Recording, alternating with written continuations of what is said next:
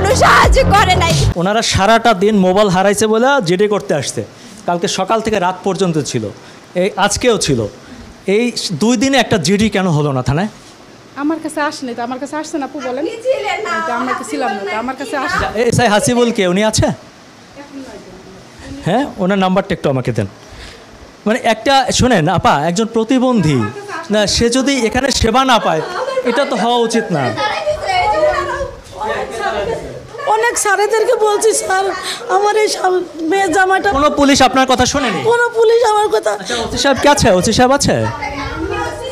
নারায়ণগঞ্জ একটু ফোন করেন। একজন মানুষ সে হচ্ছে গরিব মানুষ, সে পড়াশোনা জানে না, তার স্বামী প্রতিবন্ধী, সে তো অনলাইন অফলাইন বুঝবে না। আপনারা থানা থেকে কেন তাকে সহযোগিতা করলেন না?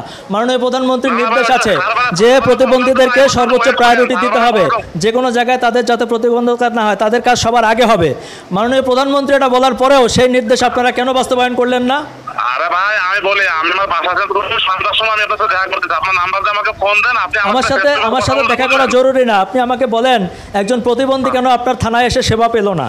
প্রতিবন্ধী ভাই আমি ওইটা এখন পোষাই দিচ্ছি ভাই, কিন্তু আমি আপনার সাথে সন্ধ্যার সময় দেখা করতেছি, এই বিষয়টা নিয়ে সেই কি করেন? না, এই বিষয়টা না, আমি শোনেন, আপনাকে ডিরেক্ট জানতে চাচ্ছি গণমাধ্যমের একজন কর্মী হিসাবে, একজন প্রতিবন্ধী আপনার থানায় এসে আপনার কাছ থেকে সেবা পায়নি, আপনি তাদেরকে হ্যারাসমেন্ট করেছেন, তাদেরকে ইনডাইরেক্টলি টাকা চেয়েছেন তাদের কাছে, তো একটা প্রতিবন্ধী কেন এত হ্যারাসমেন্টের শিকার হবে?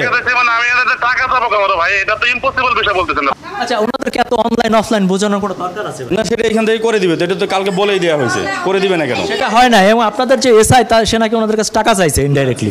এটার কোনো সুযোগ নেই। আচ্ছা, একজন এসআই আপনি আমাকে বলেন যে 24 ঘন্টার মধ্যে আপনার একটা জিডি নিতে পারলেন না একজন প্রতিবন্ধীর কাছ থেকে, এটা কি ঠিক হলো? না, এটা জিডি নিবে না কেন? অবশ্যই সে যখন আসছে তাৎক্ষণিক করে ডিউটি অফিসারকে দেওয়া হয়েছে। সারাদিনে জিডি নেয়নি, ওর সাথে কথা বলছো। এই যে হ্যারাসমেন্টের শিকার হলো একটা প্রতিবন্ধী, এটাই তো ব্যবস্থা নেওয়া হবে। এখানে যদি তার কোনো গাফিলতি থাকে অবশ্যই ব্যবস্থা নেওয়া হবে, এবং এখানে ডিউটি অফিসার 24 ঘন্টা সিসি ক্যামেরার আওতায়। আমি আপনাকে সিসি ক্যামেরা দেখাতে চাই যে ওনার সারাটা দিন এখানে বসে ফুটেজ দেখে অবশ্যই ব্যবস্থা নিব।